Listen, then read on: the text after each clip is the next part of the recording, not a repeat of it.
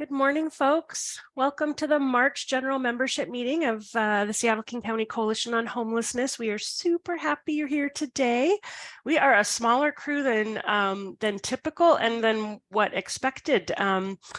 So I seriously hope there are a lot of folks that are out enjoying the sunshine, getting some fresh air, feeling those rays, and are just going to watch the recording later because we have a ton of really wonderful things to share with you all today. That was Spring Mix with Nina Simone, Corinne Bailey Ray, and Feist.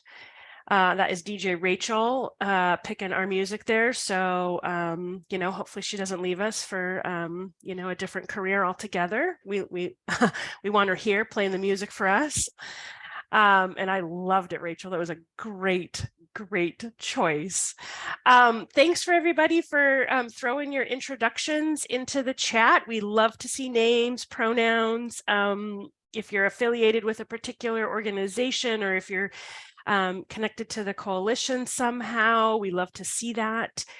If you want to put your camera on, we love to see faces. You will not be included in the recording unless you come off mute. So if you don't want to be included in that recording, just go ahead and throw stuff into the chat. We're really very good about reading that, checking in on it. We'll bring it up at an appropriate time. You can private message myself, Sarah, Tim, Rachel. That's the coalition team at your service if you're having any issues. We do have closed captioning. If that is something that is helpful for you, you can enable that. And I think someone already did. So just know that that is a resource for you if that is helpful for you in any way. Our agenda today. So we're still deep in the state legislative session. So we're going to talk a little bit about bills that didn't make it through and how we're going to continue to work on improving those programs and the work in the interim between the end of this year and next year's session. State budget is going to start becoming a pretty hot and heavy topic, more so than it is right now. So we'll share a lot of that information. We've got a guest from the United Way King County Tax Prep Clinics here to talk about free tax resources for you, your clients, your colleagues, your families. We've got folks from Orca Lift, Metro, Public Health, and Catholic Community Services, Transportation and Essential Needs here to talk about transportation resources. And then we should have time for some just announcements or general hanging out with each other. And we have gotten into the habit of turning off the recording by the time we get to that announcements so that won't get captured in the recording and we can actually just have a little bit more of a community real-time moment for folks. I am just going to remind if there is anybody from the media here on the call today, we do sometimes have that. These are public meetings. We just ask that you really only reference and quote coalition staff or our official presenters, and we always encourage you to follow up with us and those folks. And then if you have someone else or another agency that you're needing to get in touch with, you can contact myself or Sarah Robbins, and we will get you in touch with the right folks at those agencies. So let's see. Rachel, will you advance our screen? And Joy Scott from City of Auburn, as lovely as she is, has agreed to read our mission, vision, and values. Thanks, Joy. Good morning. What a lovely intro, Jody. Thank you. So the mission is we mobilize our community to challenge systemic causes of homelessness and advocate for housing justice. Vision of a region that acts on a shared sense of responsibility to ensure that everyone has a home, and values are equity, justice, and collective action. Thanks, Joy. All right, folks. Before we really dive into legislative details and budget and discussion, I have just a couple quick coalition announcements that we want to share with you all. We are recruiting 4 new board of director members. We are very excited about this. So we've got an opportunity to learn more about board service on Tuesday, March 21st, so next Tuesday. And then applications are going to be due by noon on Friday, March 31st. And if you want to learn a little bit more, I'm just going to throw in our board recruitment announcement link into the chat there. And the other thing I want to just highlight for y'all is we've got already a little bit of a shaping up of our agenda for April. We know we're going to really talk about end of legislation session and what our plans are based on what's happening with budget and any bills that are still alive and working their way through. We are going to have tenant law resources from CCS here to talk about some free resources, a phone line. We'll get you more details. And then, you know, we have a number of things that are happening in our community around levies, special elections, 5-year plan. So there's a lot happening. And so we'll just sort of see where we're at that point. But I just wanted to give you a heads up that we have the April general membership meeting is going to be on Thursday, April 20th. So we'll drop that link into the chat. It's already been done. Thank you, Rachel, for early registration and sign up. So I am going to turn it over to my beloved colleague, Sarah, to talk about all things legislative. Good morning, everyone. Sarah Robbins, Senior Policy Manager here at the Seattle-King County Coalition on Homelessness. I am going to start with a couple of things at the county level. And part of that is that I also have the Senate Human Services Committee meeting open on another screen here, and I am waiting to see what's going to happen to give you all the most current update on the bills that we're tracking there in that committee this morning. One is in that committee this morning. Hot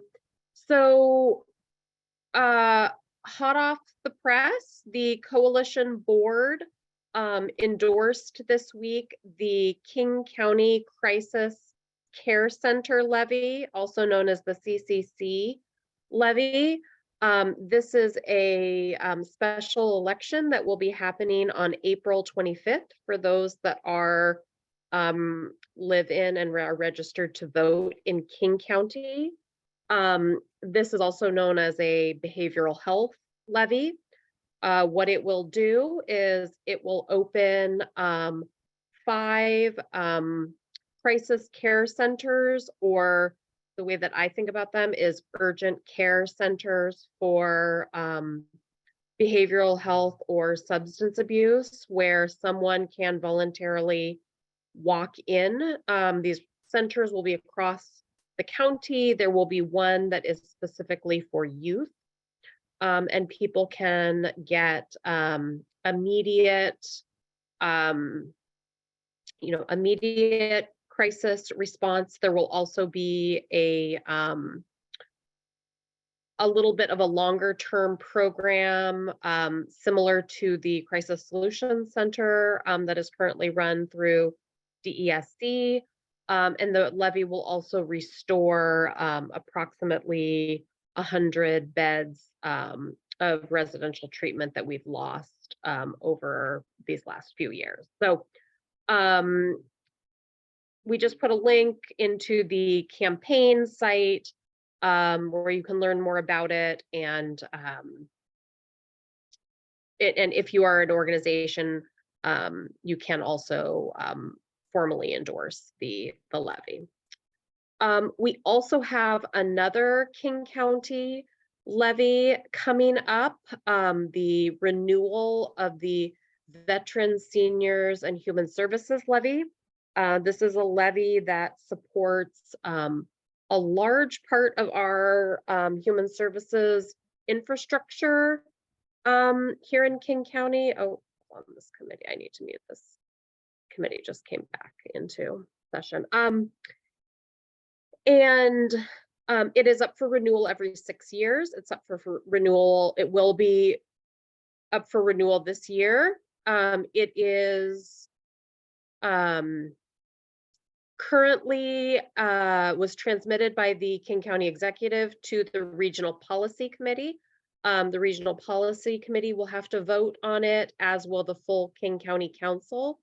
The coalition right now is currently working on a potential amendment to the levy that would increase the amount of the levy to bring in more revenue for human services. We are meeting over the next couple of weeks. We have meetings set up with folks on the Regional Policy Committee, which is made up of King County Council members, suburban cities, partners, and city council members to ask for support around bringing in additional, raising it by a number of cents per $1,000 of assessed home value. This is a property tax levy to bring in more revenue towards housing, homelessness, and workforce resources. So more to come on that.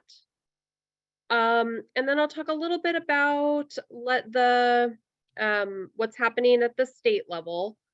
So as we've talked about in other meetings, we were primarily working on 2 bills this session, one around housing and essential needs and one around the aged, blind, or disabled program. Unfortunately, Senate Bill 5480 around housing and essential needs did not make it out of the Ways and Means Committee. While it didn't specifically have a fiscal cost, which is what would normally prevent a bill from getting out of a fiscal committee, there was some concern around what sort of the long-term cost of some of the changes would be, namely keeping people on for a full 12 months of rental assistance, that in the long run, that would prevent more people from getting on the program. I think our counter to that is let's serve people well while they're on the program and not put people back into homelessness. But we just didn't have enough time, unfortunately, by the time this literally became an issue, when it was the day of a vote in Ways and Means and the fiscal cutoff was the next day. So there just wasn't time. But we have talked with legislators in both the House and the Senate who are committed to meeting with us during the interim to do, some technical and large scale changes to the housing and essential needs program. So even though it didn't make it through, I have confidence that we have some really strong champions in the legislature that want to see this program improved, and will work with us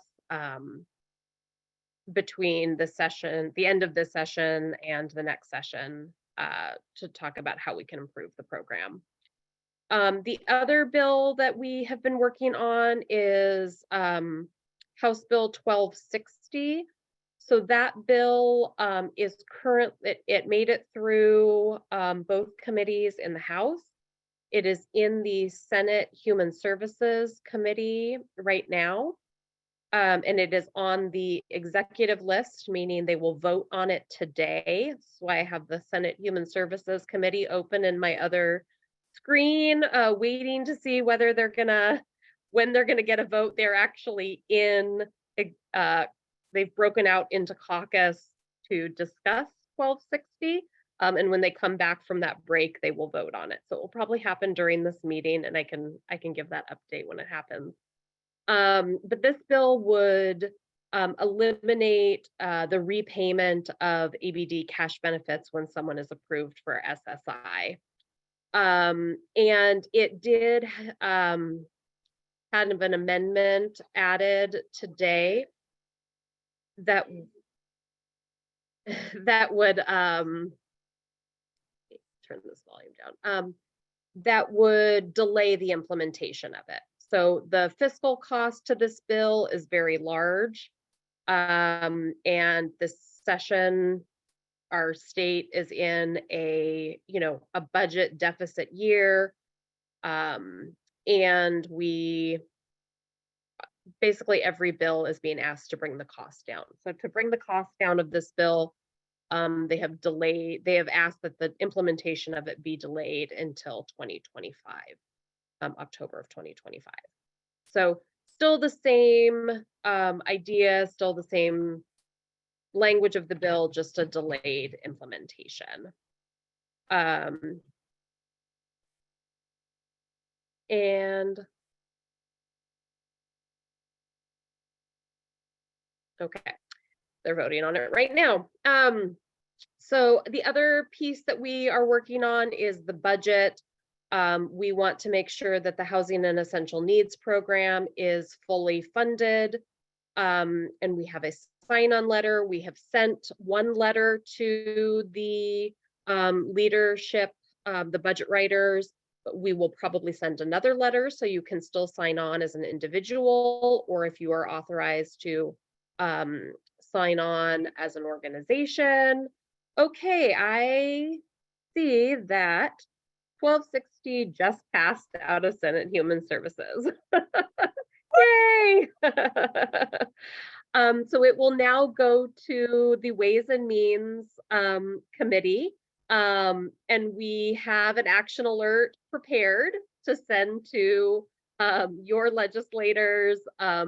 Even if they're not in Ways and Means, we are sending this to all members of the Senate, urging passage of 1260. So we will put that link into the chat. And yeah, and then on the budget side, we will continue to fight for housing and essential needs to be fully funded. And just as a reminder, part of what happened is that last session, federal funds were about $26 million in federal funds were added to the program as a one-time add. And we want to ensure that that is an ongoing part of the housing and essential needs budget. We know this is a program that works. This is a low barrier rental assistance program that we know keeps people housed and is able to move people in directly from unsheltered homelessness. So yeah, more to come, and glad to see 1260 moving on. And I am happy to answer questions if anyone has any questions. And if we haven't gotten the link to that action alert in the chat, I can do that momentarily. Thanks, everybody. Great. Well, I'm not seeing anything in the chat yet, but if you're on the edge of a thought, you're in the middle of typing, we'll give you some time. And certainly folks are welcome to just come off mute and make comments or questions, so we can leave space for that. So we do have a question in the chat from Sally. What's the date to pass Ways and Means? Yeah, let me double check my notes. I believe it is I believe that the fiscal cutoff is March 28th. Let me double check that. Yes, it's March 28th is fiscal cutoff. Great, thank you. And then Trisha is asking, is there any option for it not to be delayed at this point, or is 2025 for sure? It was an agreed striker amendment between the sponsor of the bill and the chair of the Human Services. So I don't think so. And I think that the fiscal note was actually, we thought it was about, oh, there goes my dog. We thought it was going to be about a $40 million cost per year of the biennium, and it turned into more like 57 million.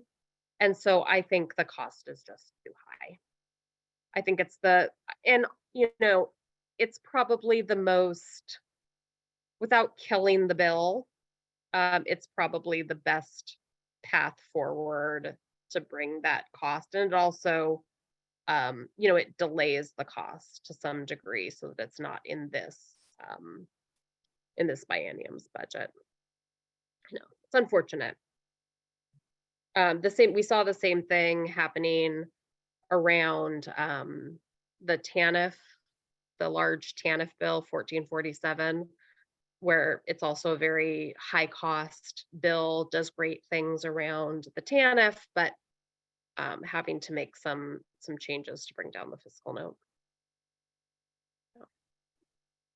And it looks like Tim threw in our action alert to urge lawmakers to support 1260 and pass it out at Ways and Means. So you've got that link there, and you can share that link with your colleagues. In fact, we encourage and hope you do. It is not currently working, so we will share a link very soon. Okay, thank you, Tim. We will get on that. And in the meantime, we have another question from Finica. This is around the crisis care centers, or the CCC levy, or the behavioral health.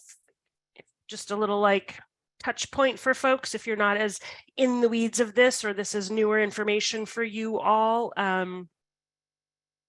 They're all talking about the same thing. But do we have a sense of what the levy will fund for existing support services like supportive housing programs, or is it mainly capital and workforce investment? That's a good question, Finica. And I believe this is really capital and workforce investments into these care centers, with additionally restoring some residential beds. But I don't think it will support other support service and housing programs outside of these care centers. However, that is something that we will be asking for support through the Vet Seniors and Human Services levy. By asking for an increase to that levy, we will be asking that some of that increased revenue will go towards housing and housing support services.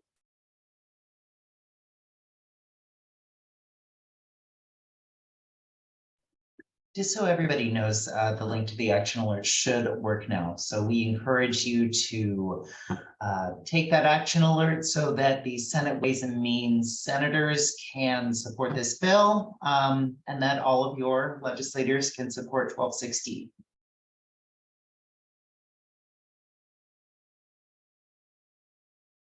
Thank you. I just took action myself right now. And if any of you are in the midst of taking action right now because you're able to do that as part of work time, we understand sometimes that has to happen, not while you're being paid. And we understand that. Drop it in the chat and let us know if you have or you plan to. I don't think I'm seeing any other questions coming through. Oh, okay, definitely plan to. Thank you, Trisha. We love it. I'm going to take just Michelle, action taken. Awesome. I'm going to take just a couple minutes in case there's just a lingering question or someone's typing before we move on to our next section. Just to remind folks that April 25th is a special election for all of King County. This is where we're voting on that crisis care center levy. So we just wanted to remind folks that, Sarah mentioned, like, our board of directors has endorsed this. And so, we are recommending folks vote yes on this and approve it. Tim and I are in the midst of reaching out to many of your organizations to see how we can come and either give you good information about voter registration. Folks don't have to have an ID. They don't have to have a permanent residential address. They just have to have a mailing address where they can actually receive a ballot. You can register and vote all the way up to and on election day. For this special election, you have to do that at the Renton King County Elections Office. For the primary and the general elections, often what King County elections folks do is they set up what they call vote centers, and they have usually somewhere between 5 and 10 that are sort of across the county in different regions. They do not tend to do that for special elections, but their Renton office in King County, that's not helpful. Their office in Renton, which is their main King County elections office, is a vote center. So folks can go there and register that same day and then vote in one fell swoop. So not super convenient for anybody that's, a little further out from Renton, but it is an option. And then, like I said, Tim and I are reaching out to see if we can come do tabling events, share information with your staff. So we have all of that we're working on. If you are interested in, please don't hesitate to reach out to Tim or I. And I think I might have Tim drop our emails in the link in the chat, just so you have them. So I just wanted to throw that in there. Oh my gosh. So many actions being taken. I love it. Thank you. Thank you. And I'm just going to final call for any other comments, questions, thoughts on, sort of legislative action, either at the local level, state level, the budget, before we move on to our next section.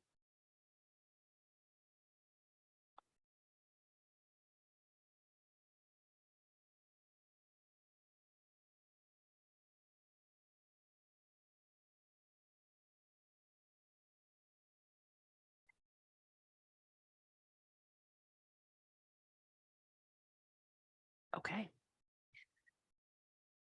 We will move on. And, you can always ask us anything at any point, like we're fine with that. We will revisit anything at any time. You can reach out to us individually. We're here for you. So I would like to welcome Larry Gentile, and I hope I'm pronouncing your last name correctly, Larry, from Oh, wonderful. Welcome. Good morning from the United Way King County tax clinics. And Larry's colleague gave a really great overview at the South King County Forum earlier this month, and we are really lucky to have them here to share this information. It's a lot of really great information. So Larry, I'm going to give you the floor, and my colleagues can make you a co-presenter if you need or want to share screen at all. So please take it away.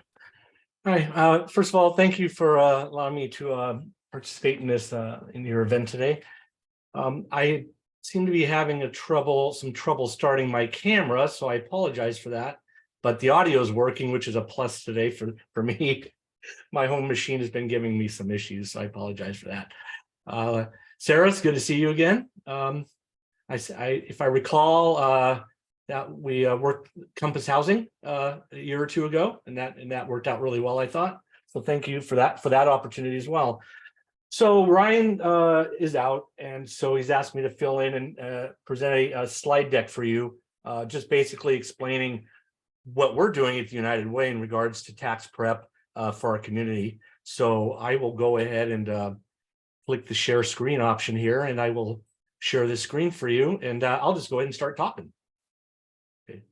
Does everybody see a screen that says free tax prep? Not yet. Wait, one more button. How about now? I think we're getting there, Larry. Okay. Yes, you're good. All right. So this is our opening page. As most of you know, the United Way, through participation with the VITA program sponsored by the IRS, we provide free tax preparation to the community every year during the normal tax season. And we also operate some postseason sites as well for those folks that couldn't get to us in time or were just dragging their heels or whatever reason it is that they couldn't get themselves to a tax site during the regular season. And we typically will stay open through the summer. We have a virtual program that also operates postseason as well. So on that, I'm going to say that I am not Ryan, but he put together this deck, and so we'll go ahead and share it with you. We serve individuals and families that make less than $80,000 a year, and as long as they are eligible, we will prepare their tax returns. Just for everybody's edification, anybody that is sent to us, we do have a requirement for photo ID and Social Security cards or ITIN letters. Now those can be on in the physical documents, or they could be pictures on a phone, but the IRS does require that we have those documents to see. We can't take a handwritten note on a napkin or rely on anybody's memory. The IRS does not like us doing that. I just wanted to share that. So our limit this year is 80,000, and we raised it from the previous years due to the economy. And so that's opening the door for more people to be able to come to our sites. As you know, COVID had a hit on a lot of our programs. And so we're climbing that ladder back to getting more sites open. This year we have 17 in-person sites operating. In the map on the right side of the screen, you can see that they're fairly strategically located so that we could serve a large majority or a large part of the population for those that are aware of our existence.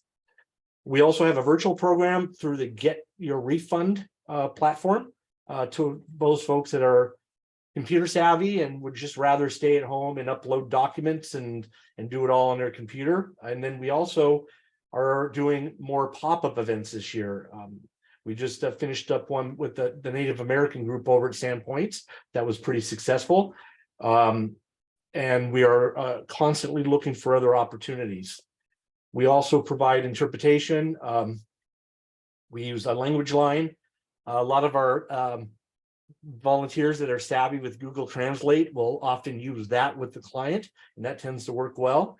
And we are expanding our ITIN application services. El Centro de la Raza is in Beacon Hill is our primary. We are also trying to get some of our staff certified to process applications as well. However, the IRS is a little slow on the application process, so we're still waiting on that. But we do engage the services of Express Credit Union and Seattle Credit Union to help us process ITIN applications and renewals for clients that need that. Most of our sites will be open through the deadline, which is the 18th of April this year. And for a few days postseason, we will take a break for the last part of April, and we will open up a few sites in May, and they will be open through the summer, though we have not yet finalized which sites those will be. But you can rest assured that Seattle Public Library will be one of them, and our South Center site will also be one as well. So next slide. So Ryan put a lot of work into some of these slides. I'll give him credit for that, in wanting everybody to realize the benefits of coming to us versus going to a paid site. First of all, we don't charge anything for this. In addition, we do more than just a single person with a W-2. We will do folks that have self-employment. Those might be Uber drivers or caretakers, folks that do house cleaning. They may be paid on a 1099, which would require then for them to file Schedule C. And we will work with them to leverage the best refund possible or the minimal amount of owing, as that sometimes happens, especially with the Uber drivers. We also take the time to educate on how they need to document their expenses, mileage if that applies, cleaning supplies if they're doing cleaning type of work, that type of thing. We will take the time to educate our clients so that in the future they know what to bring with them when they come back to our sites, because a lot of them just don't know.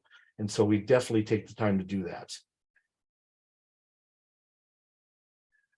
More information and a nice little pie chart in regards to the benefits of coming to us versus going to a paid professional. Most of the clients that we serve definitely benefit from coming to us. They don't really need to go to an H&R Block or Liberty Tax and pay the up to $300 or whatever it might be, depending on the complexity of their return.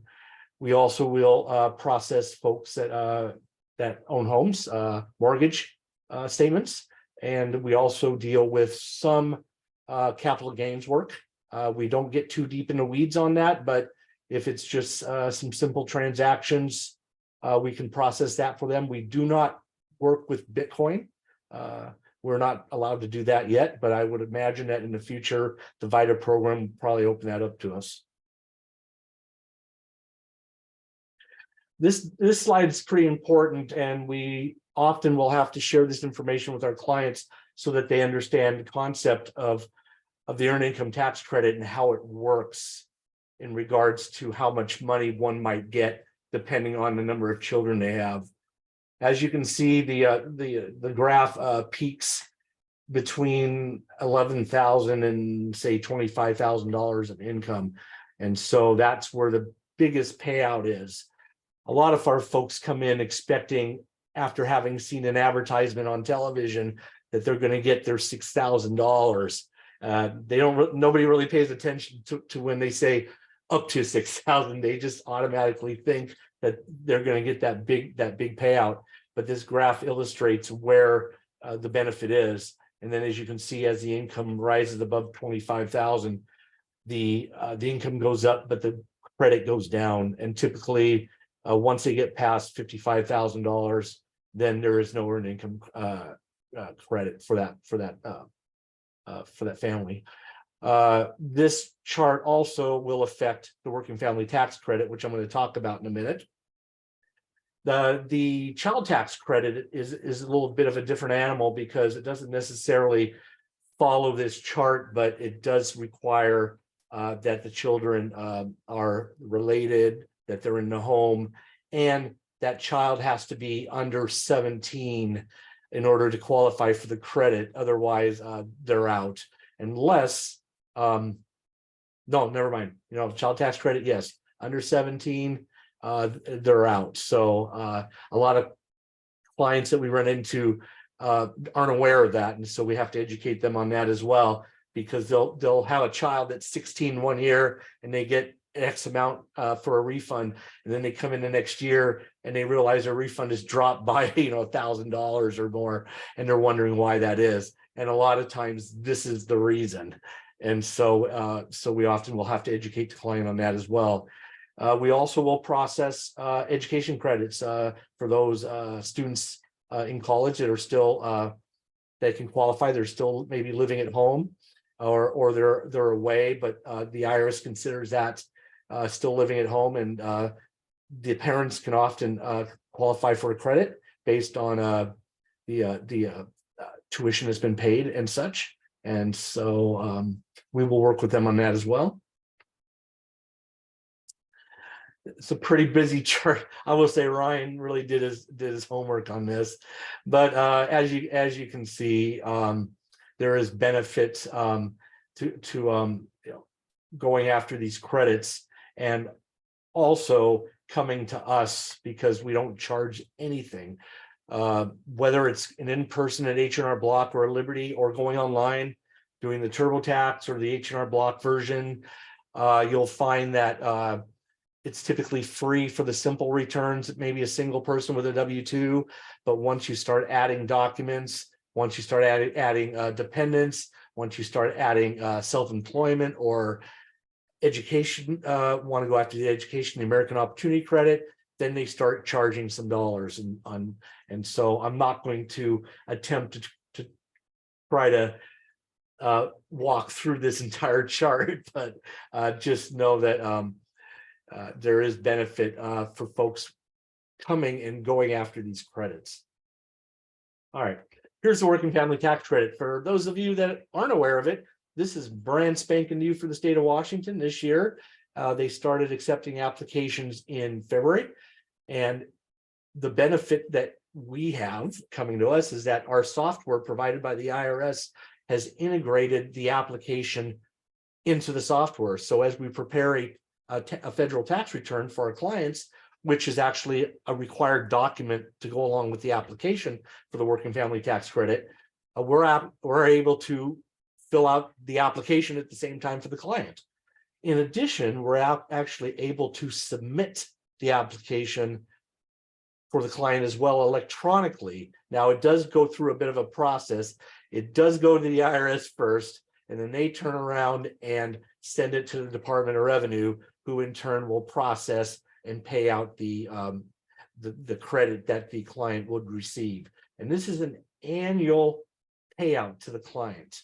And so they could qualify for anywhere between $50 and $1,200, depending on the situation. With if they're single, typical payout annually would be $300 from what I've seen, but it could go as low as $50. Ryan indicated here that the average credit is around $560, and I think that we are probably well over 700 in our program since Ryan prepared this return. I know that in a meeting with budget and policy, Emily had indicated that there were 10, I want to say quarter, maybe it was 200,000 applications that they've already received at the Department of Revenue. So this is a huge thing for the state of Washington this year. And again, when they come to us, we process this along with the federal tax return for them, but the program does basically follow the earned income credit in regards to the amount of income that that they could have between the ages of 25 and 65 if they're single, or if they have at least a qualifying child, have to live in Washington, and they have to at least have $1 of income, which is a little different from the earned income credit. Folks with ITINs could actually qualify for this as well, which is a nice little bonus. So they would need to bring the normal tax documents that they would bring to file a tax return. Now they have to bring their driver's license for us to do the federal return. However, having a driver's license is optional if you're just doing the application alone.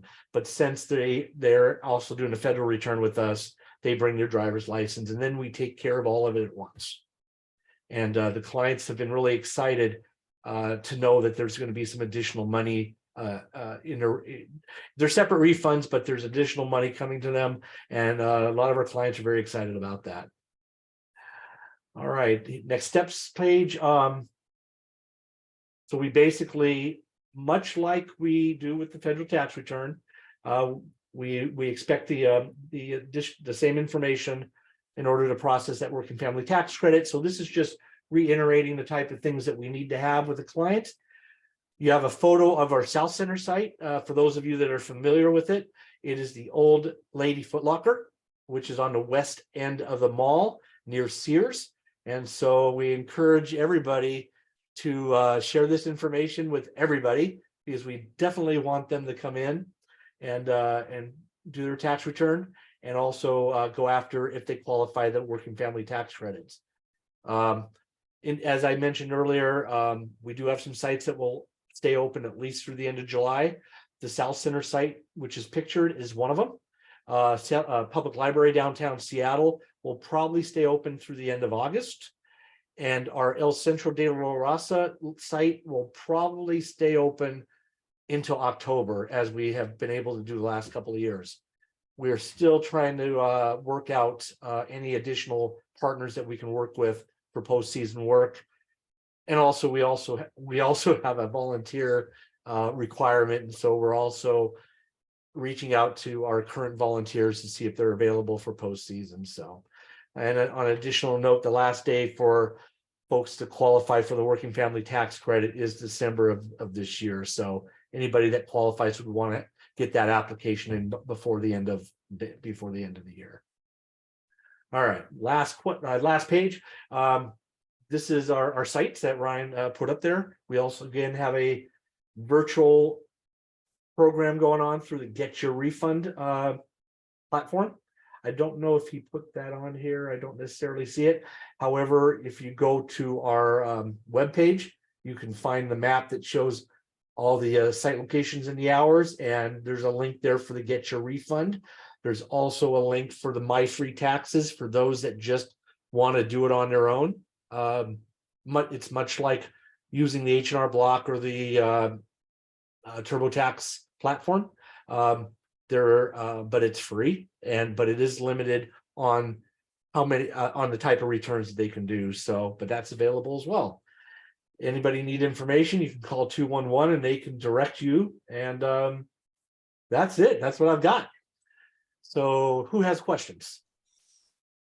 Oh my goodness. Thank you, Larry. That is wonderful. And yeah, I think the thing that sticks out to me about this presentation when you've done it and when Ryan did it is like free, and we can actually like really help folks maximize, you know, a potential return or minimize, you know, payment if that ends up being the case for somebody for free. Like it's just really, it's lovely. And that increased income limit to 80,000 is just really, really nice because you know, working in nonprofit human services sector, we all know that, you know, that's a pretty high wage for a lot of folks in this sector. So saving money is great. So this is really something that we thought was of use, both to maybe the folks you're working with and helping get them the money that they deserve and getting those tax credits and that money back, but also potentially to you and your colleagues, you know, so please share widely. And I am going to share your email, if that's okay, Larry. Is that all right? Oh yeah, absolutely. Give it to everybody. Wonderful. There it is if folks have questions. And it looks like Trisha is asking, is there a flyer that can be posted at sites to share this with folks? Yeah, I will make sure that you get that. I don't have it in front of me, but our outreach coordinator, Casey, has a whole stack of digital flyers that she can provide. We also have some physical hard copy flyers that we can mail out or send if you actually need printed copies. So just let me know if you need that as well. I can make sure some stuff gets mailed to, or I can personally deliver it to you. Wonderful. Thank you so much. Sure. We love that. And we're getting thanks in the chat. Yeah. Well, I'm going to give folks a minute here to think about any other for questions, but you've got Larry's email. We are also going to be including these slide decks in our post-meeting blog, so you'll have access to that. I also threw in a link to our blog and the training that we did on the Working Families Tax Credit.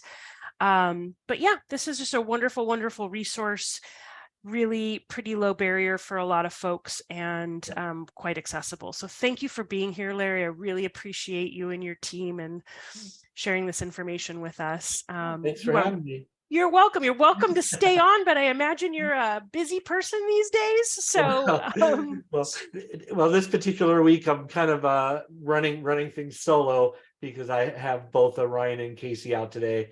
So I'm a one-man show. So I am heading out to some sites, but if there's any, I still have a few minutes if there's any questions.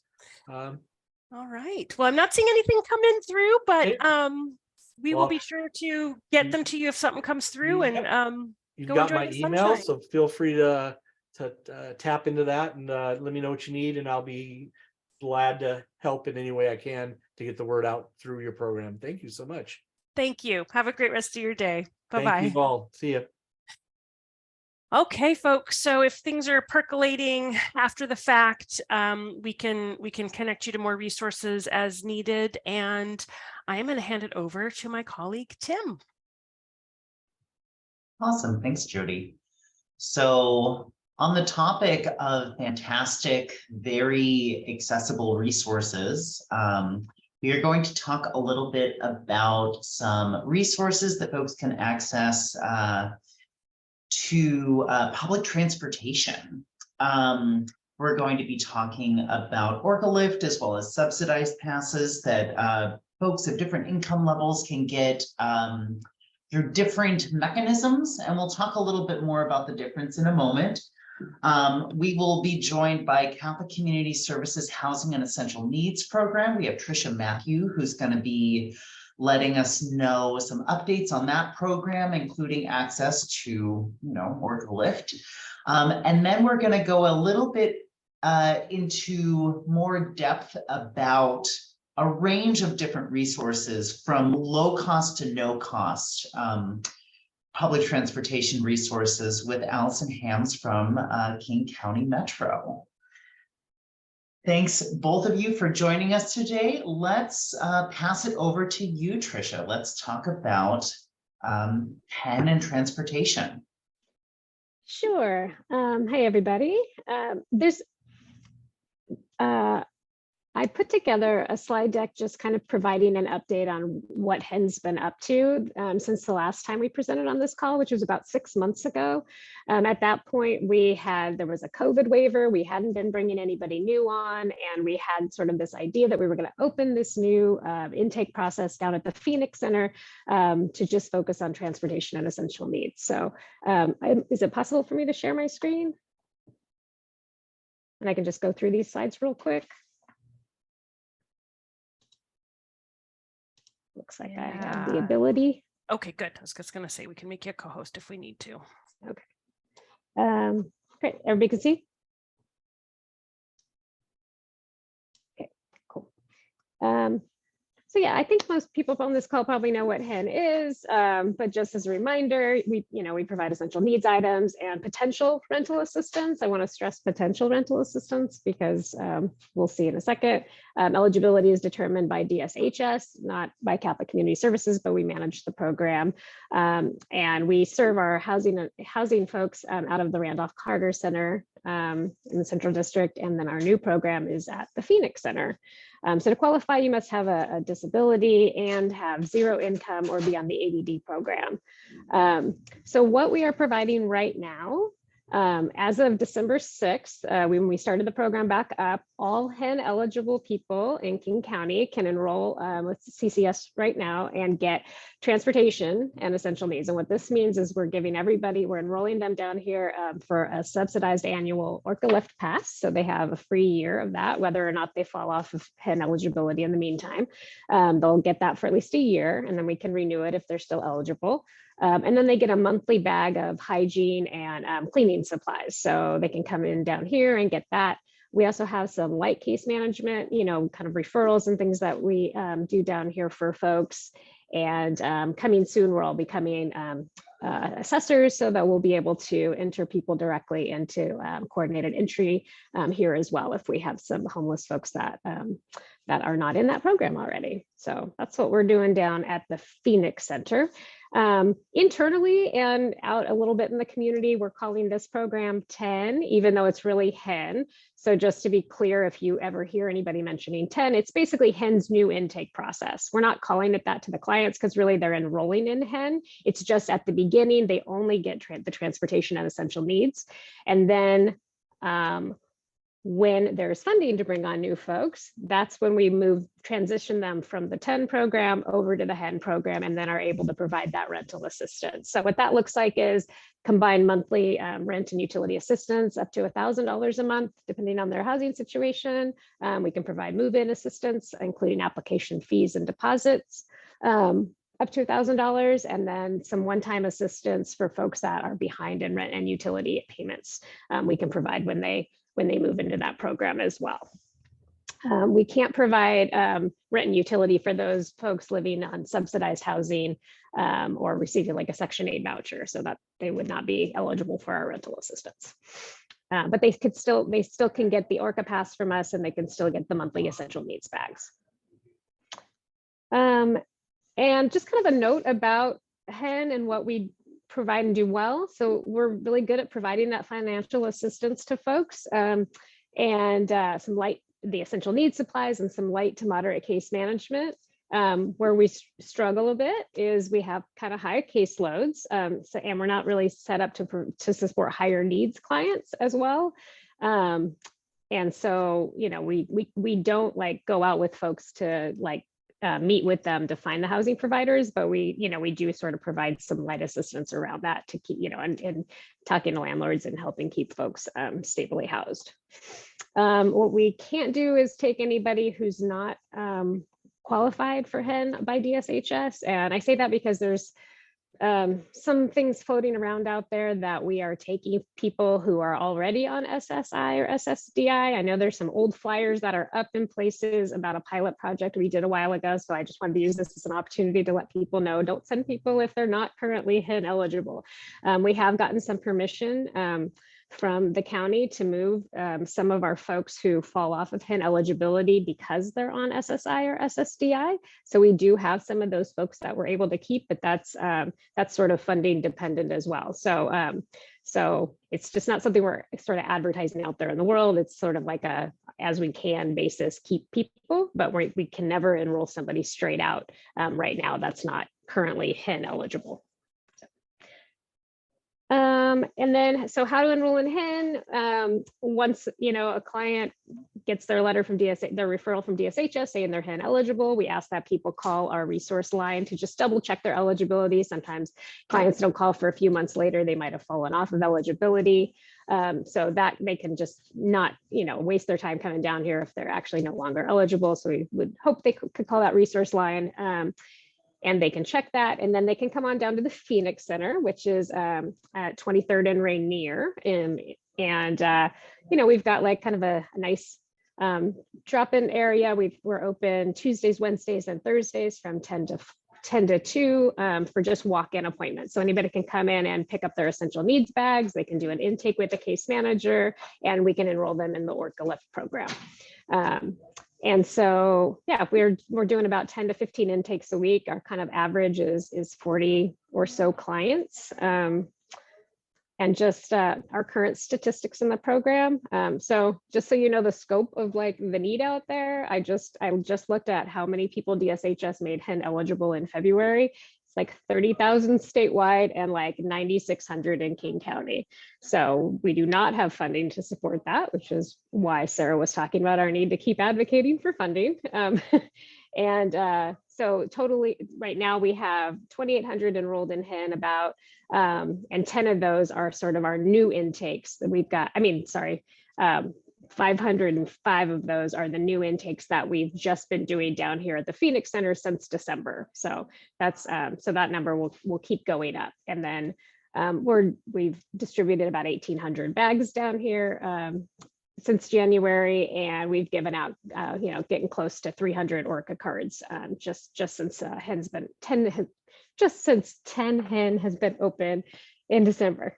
So that's kind of where we're at with our stats. And then, you know, while we're enrolling people, we're collecting demographic and consolidated housing grant assessment data. And we're going to be using this data to, you know, basically figure out the right, a more equitable way to move clients into housing assistance. So we're sort of in the process of that because we're about to start bringing some of our folks back onto rental assistance now that the COVID waiver is done and we've been able to sort of figure out where we're at with budgets and everything. We're going to be able to move some people onto rental assistance. So everybody's very excited about that. So hopefully, you know, we will keep being able to do that as we go.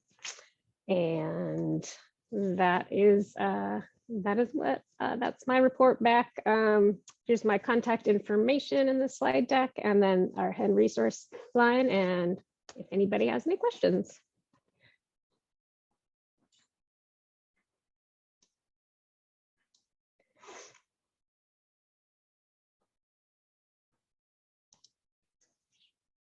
All right. Well, we can definitely take questions for Trisha. You know, during the remainder of our conversation today. Are you able to hang around, Trisha, or do you have to head out? I can hang out. Okay, just in case there's a question, there may not be though, and I can definitely share your contact information so folks can get a hold of you. Yeah, thanks so much, Trisha, for being here for that update.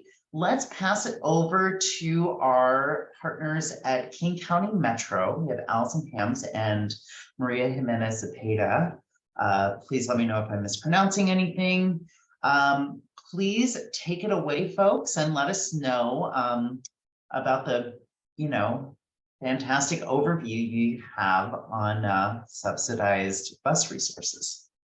Yeah, thank you for having us. It's a pleasure to be here. And we'll have 3 presenters today, and I'll start us off with a kind of just general overview of the agenda and then the different types of mobility options we have for customers and clients.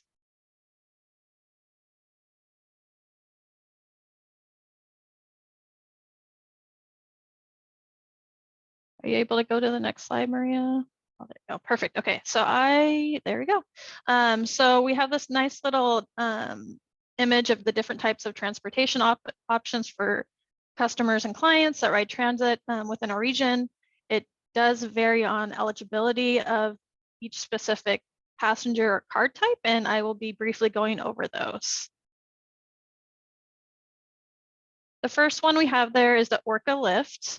It's for households that have a very low income, those at 200% of the federal poverty level. And it is accepted on Community Transit, Kitsap Transit, King County Metro, Sound Transit, and starting April 1st, it will be accepted on Pierce Transit, which is great for the people living in Pierce County. And the fare is $1 for a lot of the different agencies, but may vary. Community Transit is $1.25.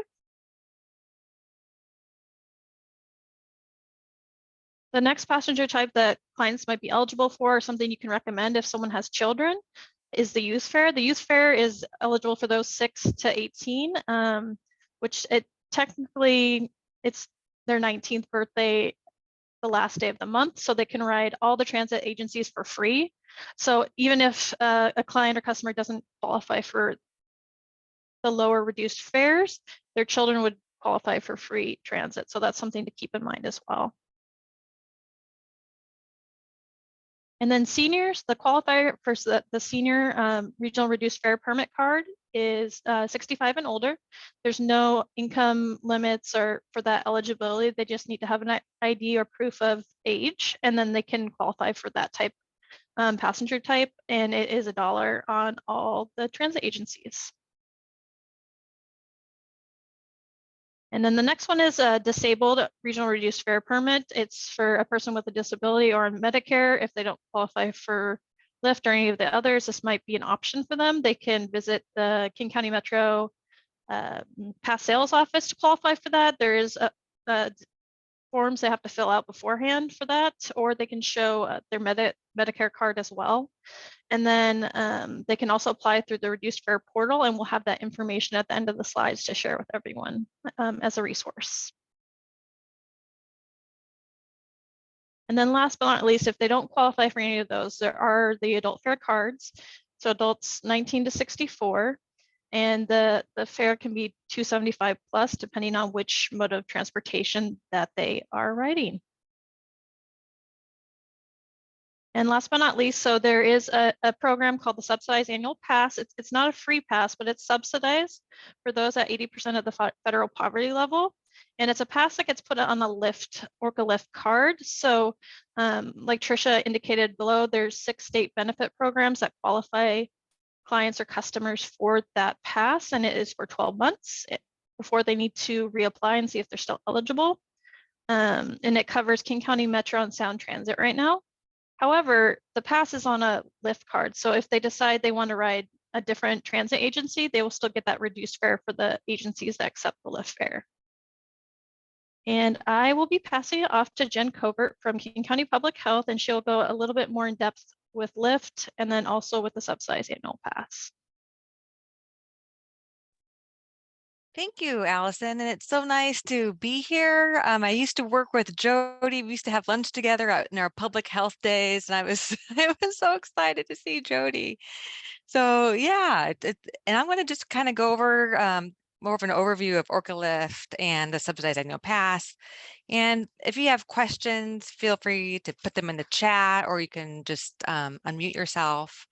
So yeah, Orca Lyft has been around since 2015, and the goal is to provide a reduced fare for those who meet the income guidelines. So the Orca Lyft rate is $1 on most forms of transportation. And as Allison was saying, starting April 1st, Pierce Transit will be joining the Orca Lyft program, which is really a big deal because we have a lot of folks that we see here in our office or who call our chat line or go online who actually reside in Pierce County. So it's going to be nice that they're able to receive that discount. So the Orca Lift cards look like any other type of Orca card. The only difference is on the back of the card, it has an expiration date, and that card will provide them with a reduced fare until the expiration date on the back. So once a card is issued, even if that individual has a change of circumstances or income, we don't do any eligibility reviews. They are able to use that card until the expiration date on the back. And currently, the cards that we are issuing for Orca Lift come with $10 on the e-purse, which is nice. It's able to give folks something to get started. When this program first rolled out, the Orca Lift cards had nothing on the e-purse, and I was doing outreach at the King County, at the Court Resource Center, and seeing individuals who were recently released from the King County Jail. And I was getting them enrolled in Orca Lift, and then they'd say, well, do you have funds? Like, I don't have any funds to put on the card. And then it was like, wow, yeah, that's a problem. So it's really great that we had support from the transit agencies to be able to put some funding on these cards. And lost cards can be replaced at Metro through the past sales office or by calling customer service. And there generally is a $3 fee for replacing lost cards, but sometimes oftentimes they can waive that for the first lost card replacement. And the eligibility guideline for Orca Lift is at 200% of the federal poverty level. So this aligns with the WIC Medicaid Basic Food Program. And you can see the income guideline there on the right-hand side. It's gross income, so that's before taxes are taken out. Immigration status does not matter for qualifying for Orca Lift, but there is one exception, and that is individuals who are here on an F1 or F2 visa status. So those are the international students. We typically see them at the local community colleges. And the reason why they don't qualify is because when they arrive in the country, they're signing an I-20 form. When they're attesting, they're going to cover all of their expenses while they're staying in the US. But so what the process for getting enrolled is someone can, go online, they can come into a public health location, our Orca Lift office, or we have a lot of different outreach sites throughout the King County, and we verify their eligibility and we issue them the card. The majority of individuals that we are getting enrolled are already receiving one of the state benefit programs. Most of the folks are already on the Medicaid program or basic food. And so we are just verifying that through the state systems we have access to, and then we get them issued a card. So usually people don't have to bring in a lot of documentation.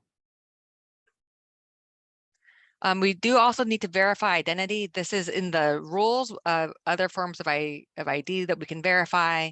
Again, public health and our outreach partners, we have access to state systems. We can also verify identity through Health Plan Finder as well.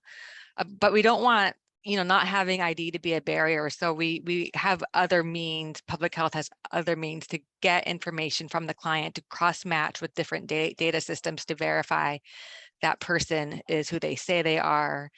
We don't keep any IDs on file. The only documentation we keep on file when we issue an Orca Lift card is whatever proof we use to qualify them for the program.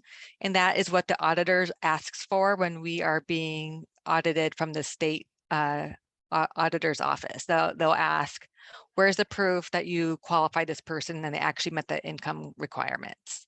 So if we don't keep IDs, we just keep the documentation. So I kind of already talked about this, but there's a couple different ways folks can qualify for Orca Lift. The easiest way is to see, hey, are they already active on a state benefit program that meets the income guidelines? If they are, we verify their benefits are active and we issue them the card. We can also look at award letters from, DSHS or LNI or any type of statement of unemployment. If they don't have any source of income and they're not on state benefits, what we'll do is we'll ask them, would they want to apply to get on state benefits? Do they need help getting health insurance? If so, we'll get them enrolled and then get them an Orca Lift card. But if there is an individual that is not on any state benefits, nor do they have any source of income, or maybe they're paid in cash, The rural state, we will have them fill out an employment security verification form, and that will count as the verification process that we need to have on hand in order to issue that card. For income, we can look at the last 30 days of income, and that's gross. And because we're only looking at the last 30 days, if someone comes in and they have maybe overtime on their pay stub and that puts them slightly over the guideline, we'll have them come back when they have a month where they are under the income guideline. Because again, once you get that card issued, they're able to use it till the expiration date on the back. And currently, most of the cards that are being issued have about 2.5 to 3 years eligibility on them. So they get that discount for a pretty significant period of time. For self-employed folks, we can look at last year's tax return information.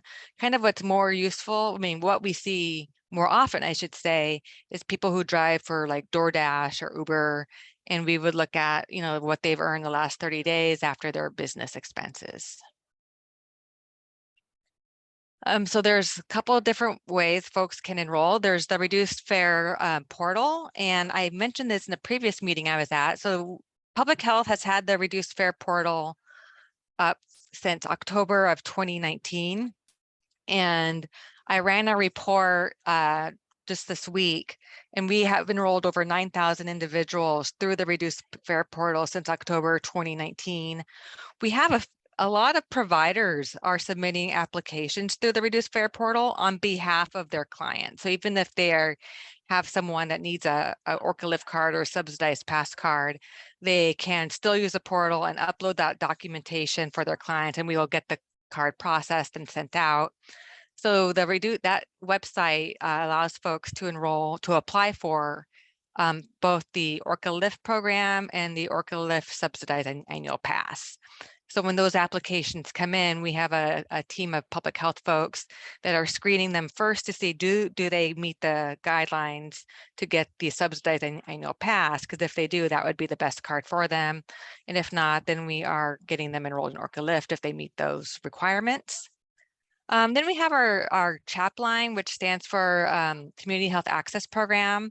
That's staffed by my teammates as part of Access and Outreach. It's actually a statewide number where we're able to help folks enroll over the phone, not just in Orca Lift and subsidized pass, but we can help with health insurance, get them, re-enrolled in Apple Health or the qualified health plan. And as a side note, I'm not sure if information's been sent out, Jody, but if not, I can certainly get information out to you about the Apple Health Unwind, which is happening.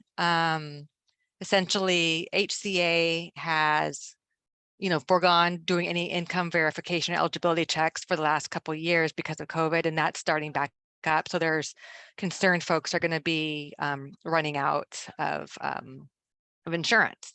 And of course, we can also do in person at any of our public health locations or downtown at our Orca Lift office. And just a quick overview, so the subsidized annual pass, it covers 12 months of paid transportation on all Metro, Sound Transit, and soon to be Everett Transit. And the qualifications are you have to be enrolled in one of the 6 cash benefit programs. And the card is issued and the pass is loaded by Metro, and it's a really great benefit. Again, it's 12-month eligibility for folks who meet the qualifications. I think before we go further, I'll clarify that Tricia just gave a great presentation about the 10 program. The subsidized annual pass is what people who are enrolling in HEN and 10 program, this is the transportation benefit that they are receiving. Thanks, Maria.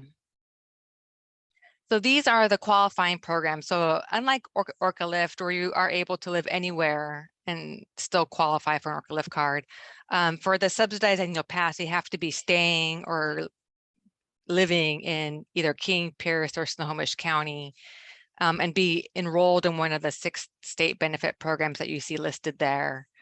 So again, we are verifying, are they active? Are they living or staying in one of the 3 counties, and then we get them issued the card, and they're able to ride Metro, Sound Transit, and soon to be Everett Transit at no cost to them. And all other transportation is usually discounted at the Orca lift rate. And this is what the subsidized annual pass is valid on. And I think folks that are enrolled on Access are really excited to be able to use it on the Access van. But you can see it covers a fair number of modes of transportation. And then, the enrollment process is similar to Orca Lift. We verify identity, we verify, are they enrolled on one of the state benefit programs, and we get them enrolled. And the enrollment process is fairly quick, assuming that they were able to quickly verify that information. So once we have that, it takes maybe 5 minutes to get that person the card. And again, you can enroll for the subsidized annual pass at the same locations we can for Orca Lift. And oftentimes people will come in and we always screen them first to see if they qualify for the subsidized pass. And if they don't, we'll get them enrolled in Orca Lift.